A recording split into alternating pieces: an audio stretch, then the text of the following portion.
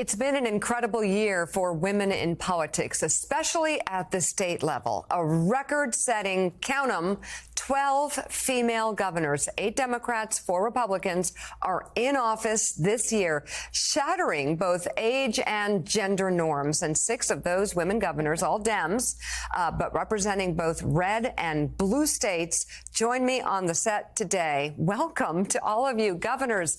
Gretchen Whitmer of Michigan, Michelle Lujan Grisham of New Mexico, Tina Kotek of Oregon, Laura Kelly of Kansas, Janet Mills of Maine, and Kathy Hochul of New York. And you're all in Washington for the National Governors Association meeting here. But from what I understand, you all get together a lot.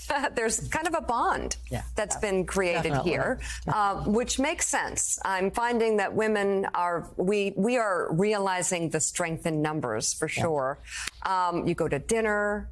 You meet up as much as possible in constant communication. So, Gretchen Whitmer, I'll start with you. If you can just talk a little bit about this bond and about the relationships that you all are developing together and how it helps you in doing your own job. Well, no question. We've all been through fire, right? Especially the last couple of years. And being able to connect with my colleagues, troubleshoot, help one another, or just even to, have someone who understands the unique moment and job that we all have.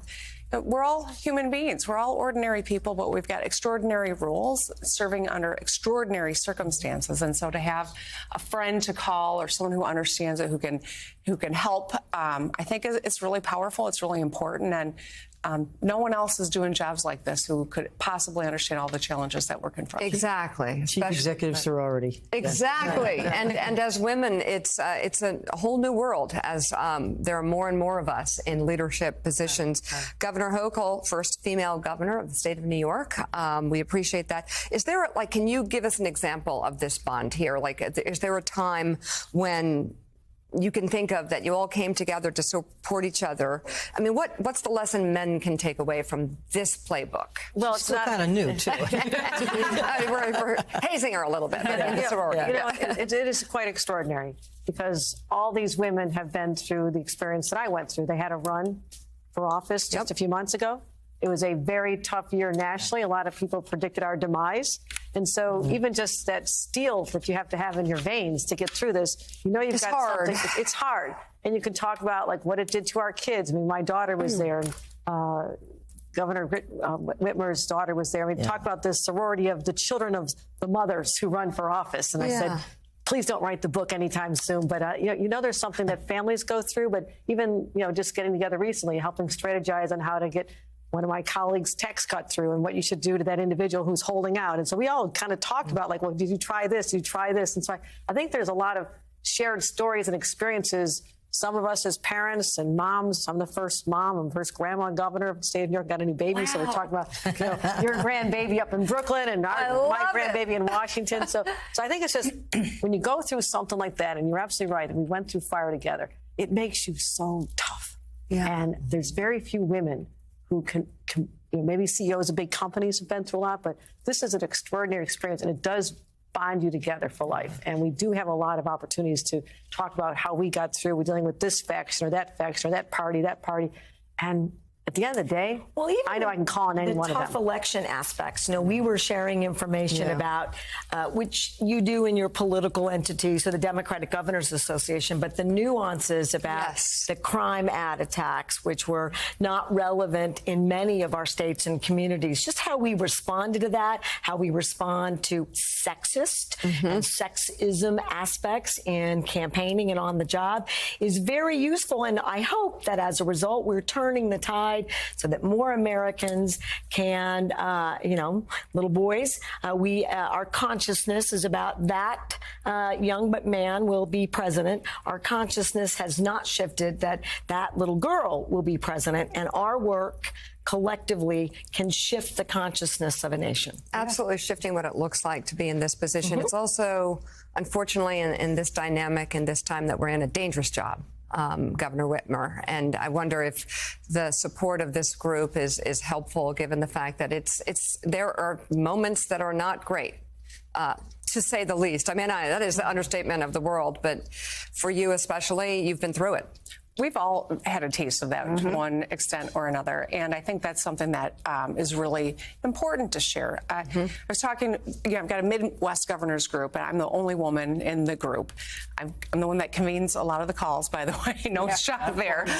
But one of my colleagues was saying, Gretchen, you're making all the same tough decisions we're all making around COVID, and yet you take so much more heat for it. Why is that? Is heat the word that's really used? Well, we have a little more colorful language we use, but as the last word ended, he said, "Oh wait, don't answer that question. I know the answer. It's because you're the woman who is making the hard decisions." But I know that Governor Kelly dealt with a lot of the ugliness and misogyny. I know that Governor Lujan Grisham. I mean, every one of us has dealt with it in some respect or another. Yeah, it's And we're tough. changing the norms. I am only the third woman to follow another woman.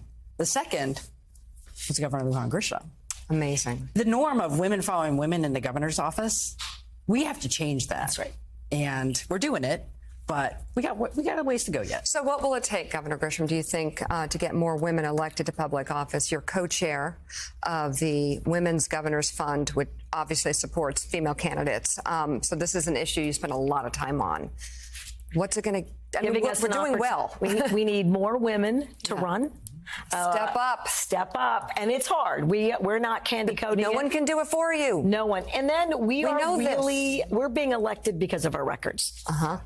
Those records, that the notion politically that women in elected positions focus on family issues solely, and then the notion that male candidates do not, and that the economic aspects, that somehow these are mutually exclusive.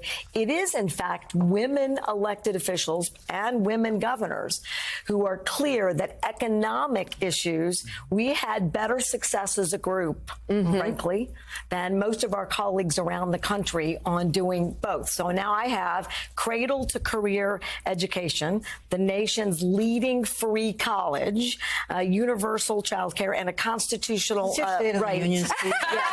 Constitutional right to child care and pre-K.